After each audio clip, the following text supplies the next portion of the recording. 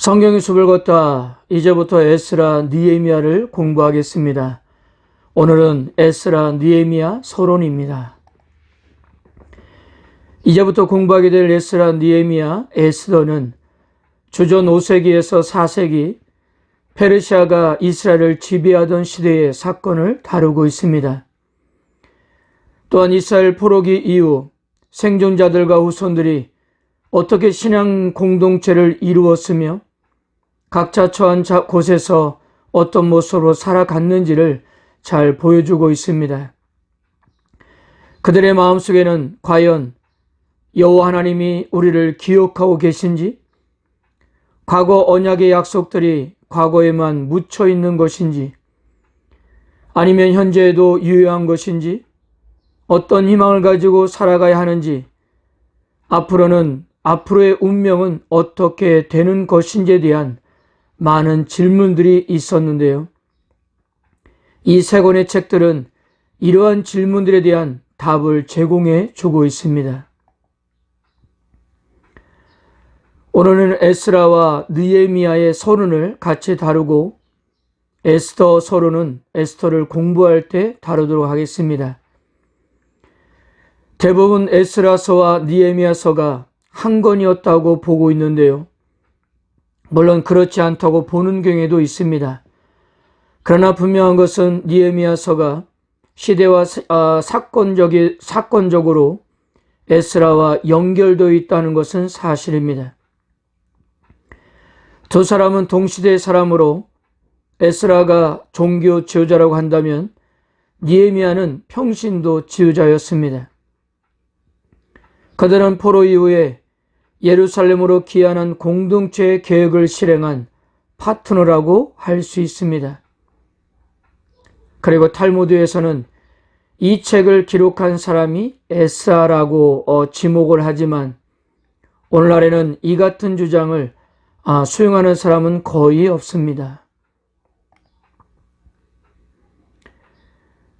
역대기는 주전 538년 고레스 왕이 유다 예루살렘의 성전을 건축하라. 너희 중에 그의 백성된 자는 다 올라갈지어다 라는 말로 마치게 되었는데요. 근데 이 역대기 끝부분은 에스라서의 도입 부분이 되고 있습니다.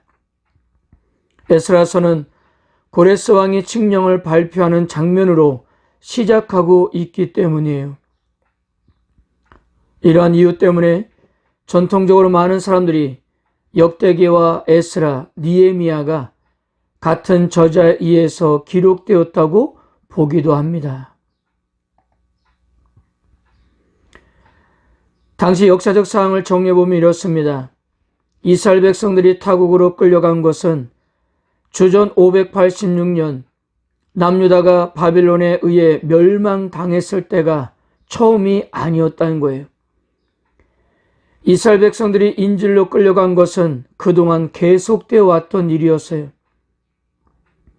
주전 732년 남유다 왕 아하스의 요청으로 가나안 지역에 원종을 온 아수르 왕 디글라빌레셀은 당시 아람을 멸망시키고 이때 13,520명의 북이스라엘 백성들을 끌고 갔고요. 이 일이 있고 10년 후 아수르 왕 사르고는 북이스라엘을 멸망시키고 27,290명을 잡아갔습니다. 여기에 남유다는 어떻습니까? 주전 605년 다니엘과 세 친구를 포함한 무리가 바벨론으로 끌려갔는데요.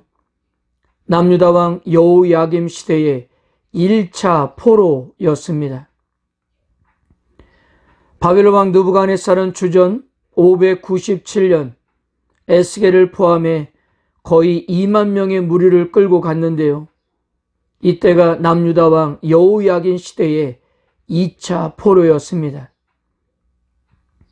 그리고 이후에 주전 586년 바벨론에 의해 남유다가 멸망을 당하면서 예루살렘 주민 25%의 정도가 바벨론으로 끌려갔는데요. 이때가 남유다의 마지막 왕인 시드기야 시대의 제3차 포로였습니다. 이스라엘 역사를 살펴보면 안타깝게도 이때까지 타국으로 끌려간 이야기는 있어도 포로로 끌려간 사람이 조국으로 돌아왔다는 이야기는 없었습니다. 그러다가 역사를 주관하신 하나님께서 대반전을 이루시는데요. 주전 539년에 페르시아 왕 고레스를 사용하여서 주의 백성을 억압하던 바벨론을 멸망시키고 이듬해인 주전 538년에 고레스가 종교의 자유를 선포하면서 이 계기로 바벨론으로 끌려온 이스라엘 백성들이 고향 땅으로 돌아올 수가 있었습니다. 페르시아 왕을 통해 이스라엘 백성이 자기 땅으로 돌아오고 성전을 복구하는 이 고레스 칙령은 신학적으로 아주 중요한 의미를 가지는데요. 이것은 오래전 하나님이 예레미야를 통해 말씀하신 70년 포로 생활 마감에 대한 예언의 성취였고요. 또한 150여 년 전 이사야 선지자를 통해 말씀하신 예언의 성취기도 했습니다. 그러므로 이것은 하나님이 선택하신 자기 백성을 잊지 않으셨다는 증거이고요. 여전히 여호와께서는 자기 백성을 돌보고 계셨다는 이야기였던 것입니다. 하나님은 아직도 그의 백성들에게 신실하시고 그의 백성들을 축복하기 원한다는 것이 바로 이 책의 기본적인 메시지였던 것입니다.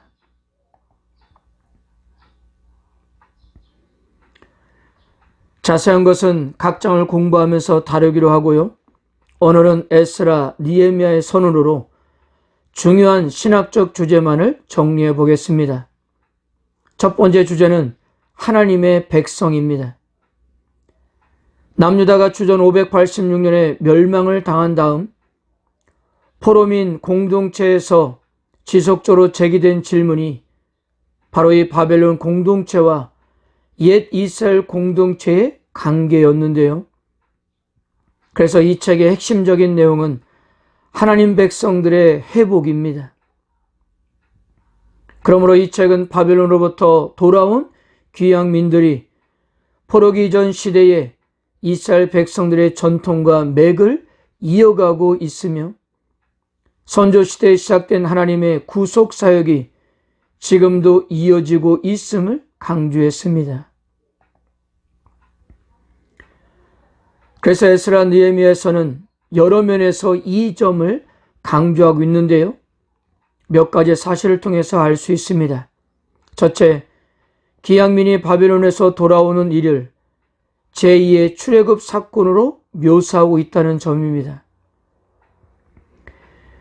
기양민이 자유를 구속받던 바벨론을 떠나 험난한 광야 여정을 통해 예루살렘으로 돌아온 일은 이스라엘 백성이 애굽에서 노예생을 하다가 그 억압의 나라를 떠나 광야를 통해 약속의 땅으로 입성하게 된 일과 평행을 이루고 있는 것입니다. 뿐만 아니라 에스라서에 기록된 세부적인 사항도 출애굽 때에 있었던 일을 상기시키고 있는데요. 기양민들이 바벨론을 떠나올 때 이웃들에게 받은 선물을 받았던 일, 성전을 재건하기 위해 자발적으로 헌물을 모으는 일과 그리고 성전을 재건하자마자 유월절과 초막절을 지킨 일도 역시 출애굽 사건과 연결되고 있습니다. 둘째, 시내산 율법이 아직도 유효하다는 것입니다. 에스라 느헤미야서에 묘사된 예루살렘 공동체는 옛적에 하나님이 모세를 통해 주신 율법을 순종하는 데 온갖 노력을 다합니다. 이스라엘이 포로 생활을 하게 된 이유는 그들이 시내산 율법을 이행하지 않았기 때문이었던 것입니다. 그래서 성경 기자는 시내산 율법 준수의 중요성을 암시하며 이 율법을 이스라엘에게 전달해 준 모세의 이름을 10차례나 언급하고 있는 것입니다. 셋째, 성경기자는 기왕민과 포로기 이전 이스라엘 백성이 같은 하나님의 백성임을 여러 계보를 통해 힘주어 강조했습니다. 계보는 끊어진 역사의 달을 이어주는 중요한 매체가 되었던 것입니다. 넷째는 하나님의 백성은 다른 민족들로부터 구별되어야 했습니다. 이것이 거룩의 기본 개념이기 때문이에요. 에스라 느헤미야서를 통해 포로 생활에서 돌아온 이스라엘 백성들은 자신들의 정체성을 재정리하는 시기를 맞이했던 것입니다. 그러므로 이러한 것을 근거로 이들은 옛 이스라엘 백성들의 맥을 잇고 있었던 것입니다. 두 번째 주제는 리더십입니다. 스룹바벨, 에스라, 느헤미야가 리더십을 발휘해 성전을 재건하는 동안 많은 반대 세력과 어려운 요인들이 산재되어 있었습니다.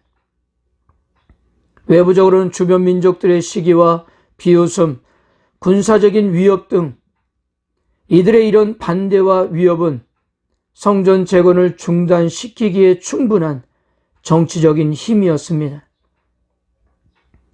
각 장을 공부할 때 자세하게 살펴보겠지만 주전 538년 다윗의 후손인 스룹바벨의 리더로 귀환한 자들이 성전의 기초를 놓았지만 주변 민족들의 방해로 18년 동안 작업이 중단되었습니다. 이때 선지자 학개와 스게라의 활동으로 성전 건축이 재개되어 주전 515년에 완공되었던 것입니다. 느헤미야 같은 경우는 견제 세력에도 불구하고 만반의 대서를 갖추고 허물어진 예루살렘 성벽 공사를 52일 만에 끝내는 쾌거를 올리기도 했습니다. 이렇게 이스라엘을 미워하는 적들의 견제도 어려운 문제였지만 이스라엘 내부의 위험도 더 심각했습니다. 하나님 백성의 정체성이 흔들리는 사건이 있었는데요. 바로 타민족과의 결혼 문제였어요. 이것은 이스라엘의 생존 자체를 위협하고 하나님 앞에서 이스라엘을 영적으로 부정하게 만드는 일이었던 것입니다. 그래서 에스라와 느헤미야는 아주 극단적인 처방을 내리기도 했습니다. 세 번째 주제는 숨겨진 하나님의 역사입니다.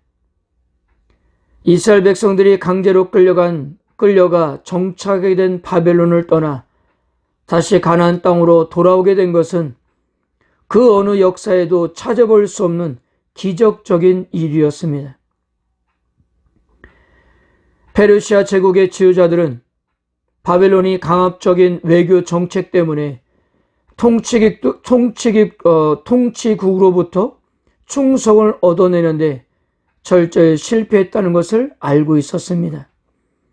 이런 상황에서 바벨론에 억류되어 있던 민족들에게 본국으로 돌아가는 자유를 줌으로써 자신들의 위치를 억압자가 아닌 회방자로 부각시키고자 했고, 이런 이들의 외교 정책은 정치적 지지를 조성하는 데 목적이 있었던 것입니다. 그럼에도 불구하고 성경 기자의 관점은 이스라엘이 조국으로 돌아오게 된 것은 전적으로 하나님이 이스라엘 백성들을 불쌍히 여겨 자비를 베푸신 일이라고 고백하고 있는 것입니다. 성경 기자는 시대적 흐름 속에서 하나님의 손이 어떻게 역사하셨는지를 확실히 알았던 사람이에요. 그래서 하나님의 은혜를 선한 손 혹은 능력의 손으로 표현했고요. 9차례나 언급되는 하나님의 손은 이스라엘뿐만 아니라 열방 왕들도 주관하셔서 모든 것이 하나님의 뜻에 따라 이루어지게 하셨음을 밝히고 있습니다. 이런 차원에서 에스라 느헤미야서는 인류의 역사를 주관하시는 하나님의 절대적인 주권을 강조하는 책이라고 할 수 있습니다. 하나님의 역사하심이 종종 사람들 눈에 보이지는 않을 수 있지만 하나님께서 모든 역사를 주관하신다는 것이 바로 이 책의 고백이었던 것입니다. 사랑하는 성도 여러분, 하나님 앞에 신실하지 못했던 남유다는 주전 586년에 바벨론의 멸망을 당하고 많은 사람들이 포로로 잡혀갔습니다. 그러나 하나님은 예레미야를 통해서 70년 후에 다시 돌아올 것을 예언하셨고 하나님께서는 그 긴 역사 가운데 신실하게 약속을 지키셨습니다. 그렇게 바벨론 포로 생활을 마치고 돌아왔다면 더욱더 하나님 앞에 바로 서고 신실하게 살아가야 했지만 포로기한 공동체는 거듭되는 영적인 실패 속에서 하나님 앞에 신실하지 못했습니다. 이 모습은 오늘날 계속된 하나님의 은혜에도 신실하지 못한 우리들의 모습과 다를 바가 없다고 생각합니다. 그러나 포로기한 공동체도 우리들도 오늘을 살 수 있는 것은 우리들을 포기하지 않으시는 하나님의 은혜 때문입니다. 우리의 연약함에도 언제나 하나님은 신실하기 때문이고 여전히 은혜를 베푸시기 때문입니다. 이번 에스라, 느헤미야, 에스더를 통해서 당신의 백성들에게 언제나 신실하신 하나님의 은혜와 섭리를 목격하는 시간이 되었으면 합니다. 아멘.